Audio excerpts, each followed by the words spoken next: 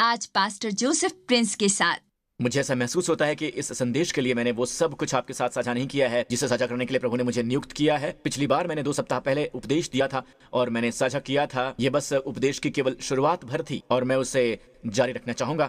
चलिए इस वचन की ओर देखते हैं, 2 कुरिन्थियों अध्याय 6 में, क्योंकि वो तो कहता है कि परमेश्वर यहाँ बात कर रहे हैं कि अपनी प्रसन्नता के समय में मैंने तेरी सुन ली और उद्धार के दिन मैंने तेरी सहायता को देखा। तो प्रसन्नता के समय परमेश्वर ने आपकी सुन ली, उद्धार के दिन वो कहते हैं कि उन्होंने तेरी सहायता की। मैं आपको बताता हूं, परमेश्वर के अनुग्रह का समय अभी है, परमेश्वर के उद्धार का समय अभी है। जोर देने पर गौर कीजिए, अभी।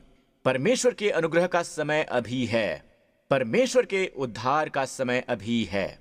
अब यहां ये शब्द अपनी प्रसन्नता के समय मैंने तेरी सुन ली, समय वहां है कैरोस। जी हां, वो शब्द है कैरोस। अब कैरोस बस समय का सामान्य उपयोग भर नहीं है, ये क्रोनोस है, कालक्रम है, कालक्रमबद्ध। क्रोनोस वो साधारण शब्द है जिसका इस्तेमाल हम समय के लिए करते हैं, पर कैरोस है एक उचित समय पर होने वाला समय, अवसर का एक समय। तो मैं इस कैरोस यानी प्रसन्नता के अवसर में, और शब्द प्रसन्नता यहां है डेक्टोस, और डेक्टोस का इस्तेमाल प्रभु यीशु ने किया था, याद कीजिए। बेशक उन्होंने इब्री और अरेमिक में बोला, मैं उस ग्रीक भाषा की बात कर रहा हूं जो उन्होंने अपने गृहनगर नासरत में बोला। जब वो यशायाह से शास्त्रांश पढ़ते हैं, वो कहते हैं कि प्रभु का आत्मा मुझ पर है, इसलिए कि उसने कंगालों को सुसमाचार सुनाने के लिए, कुचले हुओं को छुड़ाने के लिए मेरा अभिषेक किया है। उसके नीचे प्रभु के प्रसन्न रहने के वर्ष का प्रचार करूं। और शब्द प्रभु के प्रसन्न रहने का वर्ष के लिए किंग जेम्स में शब्द है डेक्टोस। डेक्टोस वो प्रभु की प्रसन्नता के वर्ष का प्रचार करने के लिए आए हैं। प्रभु की प्रसन्नता का, अगर आप यशायाह की ओर देखते हैं जहां से उन्होंने इस हवाला को लिया है, असल में इसमें आगे लिखा है कि यहोवा के प्रसन्न रहने के वर्ष का और हमारे परमेश्वर के पलटा लेने के दिन का प्रचार करूं। लेकिन यीशु के कहने के ठीक बाद बाइबल में लिखा है कि प्रभु के प्रसन्न रहने के वर्ष का प्रचार करूं। यीशु ने पुस्तक बंद कर दिया या उन्होंने पुस्तक को मोड़ दिया। वो पलटा लेने के दिन पर नहीं गए। क्यों? क्योंकि ये पलटा का दिन आने से 2000 साल पहले होगा, पलटा का दिन आने से। और हम अंतिम समय के लोग हैं और हम अभी प्रसन्न रहने के वर्ष में हैं, यानी परमेश्वर के डेक्टोस के वर्ष में है, जहां परमेश्वर का अनुग्रह प्रचुर मात्रा में है। परमेश्वर के मुक्त अनुग्रह का आनंद लीजिए। ऐसी समझ मत रखिए कि यदि मैं असफल होता हूं तो जो दाऊद के साथ हुआ, जो पुराने नियम में इन लोगों के साथ हुआ, वो मेरे साथ हो सकता है। दोस्तों, दाऊद दूसरी व्यवस्था के अधीन था। परमेश्वर आपको उस तरह से दंडित नहीं करेंगे। ध्यान से सुनिएगा, आज अनुशासन है पर कोई दंड नहीं है। सभी दंड क्रूस पर पूरे हो गए। यीशु ने आपके और मेरे पाप अपने ऊपर ले लिए, उन्हें हमारे स्थान पर दंड दिया गया। याद रखिएगा, ओके। यहां इसमें लिखा है, अपनी प्रसन्नता के समय में मैंने तेरी सुन ली। इसलिए प्रसन्नता का यह समय कमाल का है, क्योंकि यह शब्द सुन ली असल में है प्रसन्नता के साथ सुनने के लिए। इसका मतलब है कि परमेश्वर सुनेंगे। ये एक प्रार्थना है कि परमेश्वर सुनेंगे। मैंने तेरी सुन ली। कई बार लोगों को महसूस होता है जब वो प्रार्थना कर रहे होते हैं, परमेश्वर सुन नहीं रहते, वो कहते हैं नहीं, अपनी प्रसन्नता के इस समय में मैं तुम्हारी सुनूंगा, मैंने तुम्हारी सुनी है। और प्रसन्नता के साथ सुनना एक अनुवाद में लिखा है जिसका अर्थ है कि किसी की प्रार्थना को पूरा करना। वहां एक ग्रीक शब्द है हर्ड, ये गहन रूप है शब्द सुनने का। इसका अर्थ है आपकी प्रार्थना स्वीकार करना। आमीन। और फिर इसमें लिखा है, और उद्धार के दिन मैंने तेरी सहायता की। केवल प्रसन्नता के दिन में ही नहीं, पर उद्धार के दिन भी मैंने तेरी सहायता की। तो हमारे पास परमेश्वर की प्रसन्नता का दिन और उद्धार का दिन ही हो सकता है जहां उनकी सहायता प्रचुर मात्रा में है। और आपको पता है उनकी सहायता अलौकिक है। जी हाँ, वो अलौकिक है, जिसका मतलब होता है अगर आप बीमार हैं तो उनकी सहायता अलौकिक चंगाई होगी। जिसका मतलब है अगर आपको किसी क्षेत्र में सफलता की जरूरत है तो फिर उनकी सहायता उस क्षेत्र में अलौकिक होगी। अगर आप किसी आदत से रूपांतरण चाहते हैं जिसे तोड़ना आपके लिए मुश्किल है, ठीक है, तो जो मदद आप प्रभु से पाते हैं वो अलौकिक मदद होगी। अलौकिक का मतलब होता है कि आपकी स्वाभाविक क्षमता से परे होगी। जी हाँ, आमीन। और ये पाई जाती है उद्धार के दिन में। तो निरपवाद रूप से असल में ये हवाला यशायाह से है जिसने इसकी घोषणा की है। आप गौर करते हैं ये इन्वर्टेड कॉमा में है क्योंकि ये एक हवाला है यशायाह से, और जिसे पौलुस आत्मा द्वारा कह रहा है जब उसने इसे लिखा वो ये है कि उद्धार के उस दिन, प्रसन्नता के उस दिन, जहां परमेश्वर अनुग्रह के साथ सुनते हैं, ठीक है, जहां परमेश्वर विनती को स्वीकार करते हैं और साथ ही जब अपना अलौकिक अनुग्रह और अलौकिक हस्तक्षेप प्रदान करते हैं आपको मुसीबत से बाहर निकालने के लिए, आमीन, आपको सभी श्राप से निकालने के लिए, आमीन। व्यवस्था की पुस्तक में लिखा है कि जहां परमेश्वर आपको हर बीमारी और रोग से बचाते हैं, खैर वो सहायता, वो सुनना और विनती स्वीकार करना अब हम पर निर्भर करता है। बाइबल में लिखा है, अभी वो परमेश्वर की प्रसन्नता का समय है, अभी उद्धार का दिन है। अभी नुन शब्द, नुन ग्रीक में है अभी वो परमेश्वर की प्रसन्नता का समय है। जो मौसम हुआ करता था, जो एक कायरोस यानी मौसम हुआ करता था, वो अभी है। मैंने कहा अभी, ये अब हमारी अब वर्तमान वास्तविकता है। दोस्तों, आप अभी इस कैरोस के क्षण में हैं। हर क्षण एक कैरोस का क्षण है, पर समस्या यह है कि हम इसका आनंद नहीं ले सकते हैं अगर हम भविष्य में जी रहे हैं। और भविष्य में जीने का कई बार मतलब होता है कि आप चिंतित हैं। क्या होगा यदि ये होता है? क्या होगा यदि ये कारगर नहीं हुआ तो? क्या होगा यदि मेरे शरीर में लक्षण बहुत ही भयावह हो गया तो? अगर ऐसा हो गया तो क्या होगा? ठीक है, पर सुनो मेरे दोस्त, अभी में जियो। आमीन। तो आपका मन हर तरह का खेल खेल रहा है, ये कहते हुए कि ये हो सकता है कि भविष्य में हो, ये वगैरह वगैरह। पर क्या अभी के जीवन का आनंद ले रहे हैं आप? अपने अभी के जीवन का आनंद क्यों नहीं लेते हैं? आमीन। भविष्य में चाहे जो भी हो, मैं अभी अपनी जिंदगी का आनंद लूंगा, भले ही कुछ भयावह हो वगैरह वगैरह। परमेश्वर मुझे इससे बाहर निकालेंगे, वो मुझे इससे निकालेंगे, पर अभी मैं स्वस्थ हूं, मैं अभी सांस ले रहा हूं, मैं अभी जीवित हूं और मैं अभी में जीऊंगा। प्रभु की स्तुति हो। आमीन। तो अगर आप अभी में जीते हैं तो परमेश्वर कहते हैं कि उसकी प्रसन्नता के समय के लिए यह सच है, वो सब आपके अभी में होगा। असल में इसी तरह बाइबल हमें सिखाती है कि विश्वास अभी है। असल में विश्वास की परिभाषा पाई जाती है इब्रानियों 11 वचन 1 में। इसमें लिखा है कि अब विश्वास आशा की हुई वस्तुओं का निश्चय और अनदेखी वस्तुओं का प्रमाण है, जिसे ना महसूस किया जाता है ना छुआ जाता है, जिनका संबंध है 5 इंद्रियों से।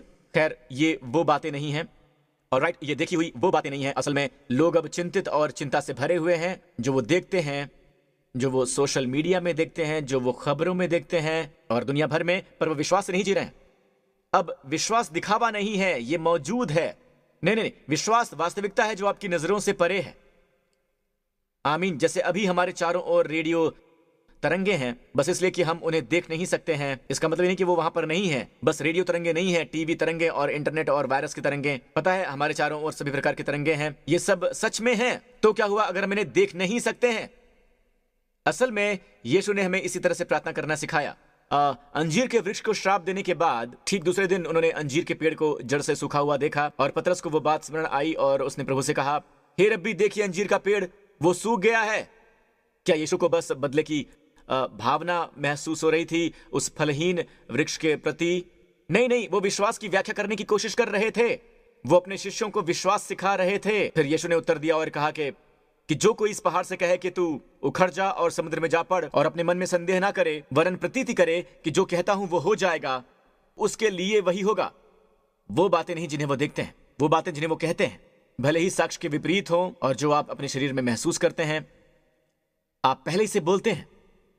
ओके, और फिर वो कहते हैं कि जो वो कहता है वो हो जाएगा। ठीक है, और यीशु ने ये कहा, इसलिए मैं तुमसे कहता हूं कि जो कुछ तुम प्रार्थना करके मांगो तो प्रतीति कर लो कि तुम्हें मिल गया है और तुम्हारे लिए हो जाएगा। अब एक बार और गौर कीजिए, प्रार्थना का जवाब देने की ये कुंजी है। जो कुछ भी आप मांगते हैं, जब आप प्रार्थना करते हैं तो विश्वास कीजिए।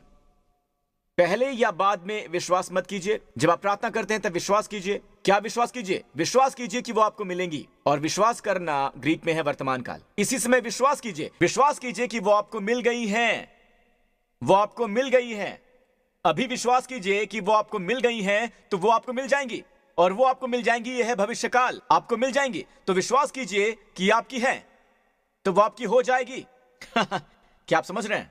विश्वास कीजिए कि ये आपकी है। जब भी आप प्रार्थना करें, जिसके लिए भी आप प्रार्थना कर रहे हैं, चाहे प्रार्थना है चंगाई के लिए, बावजूद उस पीड़ा के जो आपको होती है, बावजूद उन लक्षणों के जिन्हें आप अपने शरीर में देख रहे हैं, परमेश्वर कहते हैं कि विश्वास कीजिए कि वो आपको मिल गई हैं। महसूस कीजिए कि वो आपको मिल गई हैं। वो कहते हैं विश्वास कीजिए कि वो आपको मिल गई हैं और वो आपको मिल जाएंगी।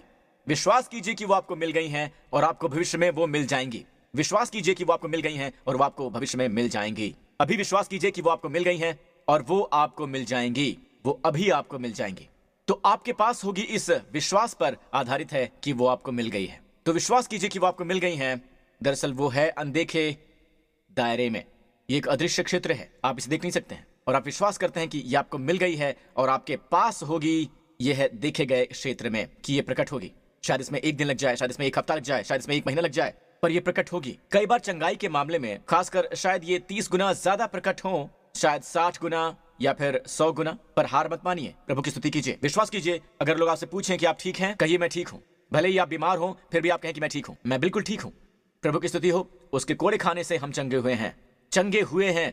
भूतकाल मैं चंगा हो चुका हूं, ये पूरा किया गया काम है। अब यीशु ने कुछ दिलचस्प कहा जो मुझे बहुत दिनों तक परेशान करते रही, बहुत दिनों तक, जब तक इन्होंने मेरे सामने से नहीं ला दिया। और इस वचन का उल्लेख प्रभु ने कुछ शिक्षाओं में किया है, जैसे जब उन्होंने तोड़े का दृष्टांत सिखाया, वो इस वचन को सामने लाए, उन्होंने इस वचन को साझा किया। और तब जब उन्होंने बोने वाले और बीज के बारे में बात की, तब भी वो इस वचन को सामने लेकर आए। तो अगर हम बस उन छोटे छोटे रहस्यों को समझें जो हमारे लिए प्रभु के पास हैं, तो ये हमारे जीवन को बदल सकते हैं। इसने मेरे जीवन को बदल दिया है, इस वचन को ध्यान में रखते हुए, क्योंकि ये वचन एक रहस्य की तरह है। इस वचन की ओर देखिए, मत्ती 25। प्रभु ने कहा, क्योंकि जिस किसी के पास है उसे और दिया जाएगा और उसके पास बहुत हो जाएगा। यह हमें परेशान किया करता था, जिस किसी के पास है उसे और दिया जाएगा। अब और दिया जाएगा मुझे पसंद है, पर पास क्या है? जिस किसी के पास है क्या है? वो आपको नहीं बताते हैं कि आपके पास क्या है, पर वो कहते हैं कि जिस किसी के पास है उसे और दिया जाएगा और उसके पास बहुत हो जाएगा। परंतु जिसके पास नहीं है, उसके पास से वो भी जो उसके पास है ले लिया जाएगा। अब मैं ये नहीं चाहता, मैं नहीं चाहता कि जो मेरे पास है उसे ले लिया जाए। तो प्रभु कह रहे हैं, परंतु जिसके पास नहीं है उससे वो भी जो उसके पास है ले लिया जाएगा। ये एक रहस्य की तरह है। और उन्होंने इसे बीज बोने वाले और बीज के दृष्टांत में भी साझा किया। पर आप यंग के शाब्दिक अनुवाद की ओर देखिए, इसमें लिखा है हर किसी के लिए जिनके पास है। और अगर आप ग्रीक की ओर देखें, ये वर्तमान काल में है। हर एक जिनके पास है उन्हें दिया जाएगा और उनके पास बहुतायत में होगा। यानी ग्रीक में परीसियो, उसके पास बहुत होगा और बहुतायत से होगा। बहुतायत से, और बहुतायत से ही नहीं बल्कि ज्यादा दिया जाएगा, जैसे किंग जेम्स में लिखा है। पर इसमें लिखा है कि उसके पास बहुतायत से ज्यादा होगा। वहां ग्रीक में वो इसका समर्थन करता है। तो दूसरे शब्दों में, जिस किसी के पास है उसे दिया जाएगा और उसके पास बहुतायत में होगा। वो जिनके पास नहीं है, जो उनके पास है उससे भी उनसे ले लिया जाएगा। जी हाँ, उनसे ले लिया जाएगा। तो दूसरे शब्दों में, अगर आप कहते हैं कि ये मेरे पास है, तो परमेश्वर कह रहे हैं कि और ज्यादा बहुतायत तुम्हारे पास आएगी, आपके पास बहुतायत से ज्यादा होगा। आमीन। पर अगर आप कहते हैं कि मेरे पास नहीं है, तो जो भी आपके पास है, जिसका मतलब है आपके पास है, तो जो भी आपके पास है उसे ले लिया जाएगा। वाओ! असल में इस व्यक्ति के पास ये है, बस उसे पता नहीं है कि ये उसके पास है। वो ऐसे दिखा रहा है कि ये उसके पास नहीं है, इसलिए जो भी उसके पास है उससे ले लिया गया है। आप ये सिद्धांत समझ गए? यहां आप सिद्धांत समझ गए है ना? हर एक के पास जो है, प्रभु कहते हैं, अगर आप कहते हैं कि ये आपके पास है, और शब्द ये है कि प्रेजेंट एक्टिव ग्रीक में, जिसका अर्थ है आप कहते हैं हां मेरे पास है, प्रभु कहते हैं कि और भी ज्यादा तुम्हारे पास आएगा। तुम्हारे पास ज्यादा होगा, तुम्हारे पास ज्यादा आएगा। और प्रभु कहते हैं, अगर आप कहते हैं कि मेरे पास ये नहीं है, मेरे पास ये नहीं है क्योंकि मुझे लगता है कि मेरे पास नहीं है, मैं इस पर विश्वास नहीं करता हूं, चाहे तुम्हारे पास जो भी है तुम्हारे पास है। परमेश्वर आप जितना जानते हैं उससे ज्यादा जवाब देते हैं। आपके पास है, पर आप इसके एहसास का इंतजार कर रहे हैं। ये तुम्हारे पास है, तो प्रभु कहते हैं जो तुम्हारे पास है उससे भी ले लिया जाएगा। हम नहीं चाहते हैं कि ऐसा हो। तो ये विश्वास का सिद्धांत है।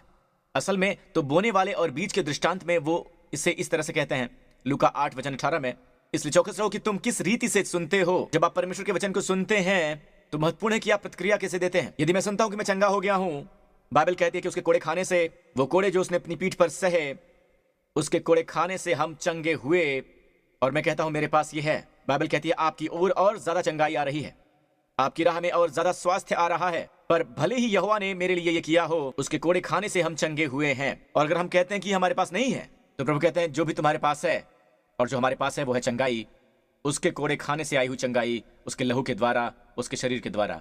जो भी हमारे पास है वो ले लिया जाएगा। पता है, जीवन की व्यावहारिक बातों में मैं पाता हूं कि हम कर सकते हैं। मैं इस पर प्रचार भी करता हूं, मुझे इसे देखना होगा, क्योंकि मैं अभी भी अपने भविष्य के जोन में बाहर निकलता हूं। भविष्य के जोन में स्पोर्ट्स में भी वो ऐसी बातें कहेंगे कि वो बंदा कल बहुत ही लय में था।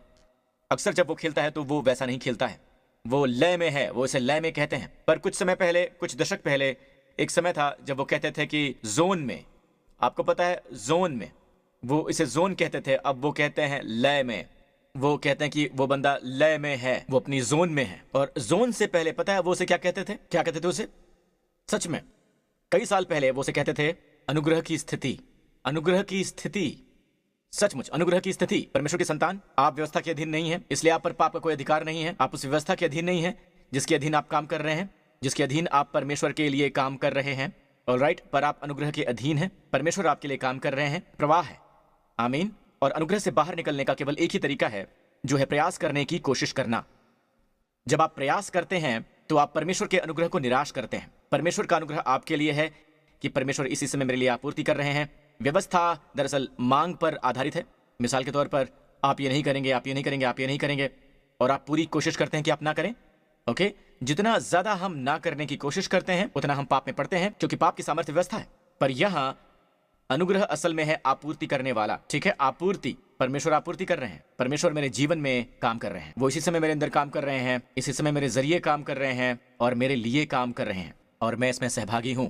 आमीन। मेरी प्रार्थना में भी उस प्रवाह को देखने के लिए जो परमेश्वर का आत्मा कर रहा है, और उस प्रवाह में मैं सहभागी होता हूं। हालेलुया। तो आप अनुग्रह के अधीन हैं, अनुग्रह की स्थिति। हालेलुया। निरंतर रूप से आप हमेशा अनुग्रह की स्थिति के अधीन हैं। जैसे कि स्पोर्ट्स में, मैं कह रहा हूं स्पोर्ट्स, क्योंकि ये आपके जीवन के हर क्षेत्र में लागू होता है। चाहे इस आने वाले सप्ताह आपका कोई बड़ा प्रेजेंटेशन हो, या चाहे आपको किसी से बात करने की जरूरत हो, कुछ ऐसा जिसके बारे में बात करना थोड़ा संवेदनशील है, अगर आप इसे बहुत ज्यादा सोचते हैं, अगर आप इस पर बहुत ज्यादा मेहनत करने की कोशिश करते हैं, तो आप पाएंगे कि आपने अनुग्रह की स्थिति से बाहर कदम रख दिया है, आपने प्रवाह से बाहर कदम रख दिया है, जोन से बाहर रखा है। अनुग्रह एक प्रवाह है, अभिषेक एक प्रवाह है। राइट, इसलिए पुराने नियम में अभिषेक दर्शाया गया है तेल द्वारा। तेल आपको बहाव देता है। जब आप तेल को छूते हैं तो ये बहाव है। राइट, दरवाजा चरमरा रहा है, आप क्या करते हैं? आप कब्जे में तेल डालते हैं, है ना? और क्या होता है? अब बहाव है। आमीन। हम गुर्राते हैं, हम बहुत ज्यादा शोर करते हैं, हम बहुत प्रयास कर रहे होते हैं। क्यों? क्योंकि कोई तेल नहीं है। आमीन। जब वहां तेल होता है तो चीजें आसान हो जाती हैं। परमेश्वर की स्तुति हो। आमीन। हम सूखे प्रचारक को नहीं सुनना चाहते हैं, तेल से चुपड़े हुए प्रचारक को सुनना चाहते हैं। मैं टटके तेल से चुपड़ा गया हूं, टटके तेल से। हालेलुया। प्रभु की स्तुति हो। धन्यवाद यीशु। हालेलुया। वर्तमान में उपस्थित रहिए, वर्तमान में। जी हां, अब जहां ये है अब वहीं है। अब इस वचन की ओर देखिए, फिर मैं इसे समाप्त करूंगा। मेरे ख्याल से आपको मुझे होमवर्क देना पसंद है। आमीन। और होमवर्क नहीं है, मेरे ख्याल से हमें इसे होम ग्रेस कहना चाहिए। हालेलुया। Home flow. आमीन। Home grace, home flow. परमेश्वर की स्तुति हो। तो इस आने वाले सप्ताह इसे कीजिए। मत्ती 6:34। यीशु ने कहा कि सो कल के लिए चिंता मत करो, क्योंकि कल का दिन अपनी चिंता आप कर लेगा। आज के लिए आज ही का दुख बहुत है। मैसेज बाइबल, मुझे ये वाला पसंद है। अपना पूरा ध्यान उस पर दो जो परमेश्वर कर रहे हैं इस समय, और उसके बारे में चिंतित मत होइए कि कल क्या होगा या हो सकता है। समय आने पर परमेश्वर आपकी मदद करेंगे उन कठिन बातों से निपटने में। मुझे यह पसंद है। आपने देखा इसे? अपना पूरा ध्यान उस पर दो जो परमेश्वर इस समय कर रहे हैं। उसके बारे में चिंतित मत हो कि कल क्या हो सकता है या क्या नहीं हो सकता है। समय आने पर परमेश्वर आपकी मदद करेंगे उन कठिन से कठिन बातों से निपटने में। तो आप कहते हैं कि खैर, मुझे भविष्य के बारे में चिंतित होने की आवश्यकता है, क्योंकि मुझे तैयार रहने की आवश्यकता है, क्योंकि जो योजना बनाने में असफल होते हैं असफल होने की योजना बनाते हैं। लेकिन दोस्त, आपकी ये मानसिकता भय की वजह से है, क्योंकि आप कहते हैं कि अगर मैं खुद को तैयार नहीं करता हूं तो समय आने पर मैं असफल हो जाऊंगा। नहीं, अगर आप चिंतित हैं तो आप चिंता की योजना बना रहे हैं। ओके, तर्कसंगत योजना नहीं बना रहे हैं। ओके, मैं उनकी बात कर रहा हूं जिनकी आप योजना बना रहे हैं। आपको पता है, जब तक आप भविष्य के बारे में सोचकर खुद को तैयार नहीं कर लेते, तब तक आप भविष्य के बारे में चिंतित ही रहेंगे, और जब भविष्य आएगा तो आपके भविष्य पर अनुग्रह होगा। इसलिए वर्तमान में जिएं। प्रभु की स्तुति हो।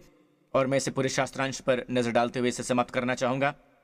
इसलिए जब परमेश्वर मैदान की घास को, जो आज है और कल भाड़ में झोंकी जाएगी, ऐसा वस्त्र पहनता है, तो हे अल्पविश्वासियों, तुमको वो क्यों कर न पहनाएगा। यहां जो मैं करने की कोशिश कर रहा हूं वो है आपके आराम के लिए, पाने के लिए, इतना व्यस्त होने के लिए नहीं, ताकि आप परमेश्वर के देने का जवाब दे सकें। अब ये है अनुग्रह। अनुग्रह है परमेश्वर का देना, अनुग्रह है परमेश्वर की आपूर्ति। तो आप परमेश्वर की आपूर्ति के लिए प्रतिक्रिया दे सकते हैं। आमीन। जो लोग परमेश्वर को नहीं जानते हैं और जिस तरह से वो काम करते हैं, वो इन बातों पर नाक भौं सिकोड़ते हैं, लेकिन आप परमेश्वर और वो कैसे कार्य करते हैं दोनों को जानते हैं। परमेश्वर की सच्चाई में अपने जीवन को ढालो। खो जाने की चिंता मत करो। आप पाएंगे कि आपकी हर दिन की सभी मानवीय चिंताएं पूरी होंगी। सारी चिंताएं। अपना पूरा ध्यान उस पर दो जो परमेश्वर कर रहे हैं। क्या, कब, अभी। परमेश्वर जो अभी कर रहे हैं आपके संबंध में। आप अपने जीवन साथी से बात कर रहे हैं कि उस पर ध्यान दो जो इस समय परमेश्वर कर रहे हैं। हो सकता है ये आपके जीवन साथी के मुंह से आ रहा हो। शायद वो चाहते हैं कि आप किसी ऐसी बात पर ध्यान दें जो इस समय हो रही है। तो आप वर्तमान में बने रहें और आपको वो सारी मदद मिल जाएगी जिसकी आपको जरूरत है। वो उस रिश्ते में होंगी। वो सभी अनुग्रह जिनकी आपको जरूरत है उस रिश्ते में होंगे। आमीन। बस आपके रिश्ते से आपके जीवन के किसी क्षेत्र में नहीं, वर्तमान में रहिए, अभी में रहिए। हालेलुया। आमीन। धन्यवाद प्रभु यीशु। अपने पांव पर खड़े हो जाइए चर्च। प्रभु की स्तुति हो। अगर आपने कभी भी यीशु मसीह को ग्रहण नहीं किया है, मेरे दोस्त, अगर आप इसे इस समय देख रहे हैं और आपने प्रभु यीशु मसीह को अपना व्यक्तिगत उद्धारकर्ता और प्रभु नहीं बनाया है, तो बाइबल कहती है अगर आप अपने मुंह से स्वीकार करते हैं कि यीशु मसीह आपके प्रभु हैं, तो अपने मन में विश्वास कीजिए कि परमेश्वर ने उन्हें मुर्दों में से जिलाया है। अभी भी आप विश्वास करते हैं कि आप सुरक्षित और महफूज हैं। अगर ये आप हैं तो इसी समय मेरे साथ ये प्रार्थना कीजिए। मैं इसमें आपकी अगुवाई करना चाहूंगा। कहिए, हे स्वर्गीय पिता, आपका धन्यवाद, मसीह मेरे पापों के लिए मरे और मुर्दों में से जी उठे उनके बिना। धन्यवाद है पिता, यीशु मसीह मेरे उद्धारकर्ता हैं और मेरे प्रभु हैं। धन्यवाद पिता कि आप मुझसे इतना प्रेम करते हैं। अब मैं आपकी संतान हूं और आपने मुझे वो सारी आशीषें दी हैं जो कि आपके पास हैं। आपका धन्यवाद पिता परमेश्वर। इस आने वाले दिनों में मुझे प्रभु मसीह यीशु के बारे में ज्यादा से ज्यादा सिखाइए कि मैं उनके प्रेम में और गहराई से पड़ जाऊं। आमीन, यीशु के नाम पर। और सभी लोगों ने कहा आमीन। प्रभु की स्तुति हो। अपने हाथ उठाइए, यीशु के नाम की स्तुति कीजिए। अगर आप अपने प्रियजनों के साथ हैं तो ये अद्भुत होगा। बस अपने हाथों को प्रभु के सामने उठाइए, क्योंकि इस आने वाले सप्ताह मैं प्रार्थना करता हूं कि परमेश्वर की आशीषें जो उन्होंने आपको दी हैं आपके जीवन में प्रकट की जाएंगी जब आप उनके प्रति सचेत हो रहे हैं, जैसा कि आप विश्वास कर रहे हैं कि आप उन्हें पा रहे हैं। काश आपको और ज्यादा ही दी जाएं इस आने वाले सप्ताह। ये उपदेश इस सप्ताह आपके जीवन में जाहिर हो। और यीशु के नाम पर क्या आपके पास सुरक्षा है?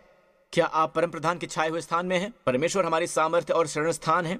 अति सहज से मिलने वाला सहायक शब्द शरण स्थान वही शब्द है जो भजन संहिता 91 में है। वहां इसी शब्द का इस्तेमाल हुआ है। आमीन।